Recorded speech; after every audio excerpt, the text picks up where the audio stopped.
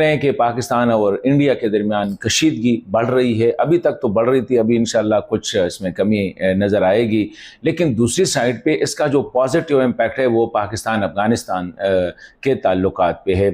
हम देख रहे हैं कि जब से इंडिया के साथ ताल्लुकात जो है ख़राब हो रहे हैं, जंग का माहौल पैदा हो रहा है, तो दूसरी साइड पे मगरबी साइड पे बिल्कुल माहौल जो है ऐसा लग रहा है जैसे कि बड़ी दोस्ती और ताल्लुकात बढ़ाने, तिजारत बढ़ाने उसकी बातें हो रही है। और क्या मैसेजिंग हो रही है इस पे बात करेंगे। साथ साथ इम्कान ये है कि कुछ खबरें ऐसी आ रही है कि जिस तरह पहले हुआ था कि जब इंडिया और पाकिस्तान के दरमियान जब कशीदगी इस तरह कशीदगी बढ़ जाती है तो एक हार्ट लाइन हमेशा एग्जिस्ट करता है, और वो होता है DGMO यानी डायरेक्टर जनरल मिलिट्री ऑपरेशंस जो होता है उनका लाइन जो होता है वो हर वक्त एक दूसरे के दोनों के दरमियान और वो बातें करते रहते। तो लास्ट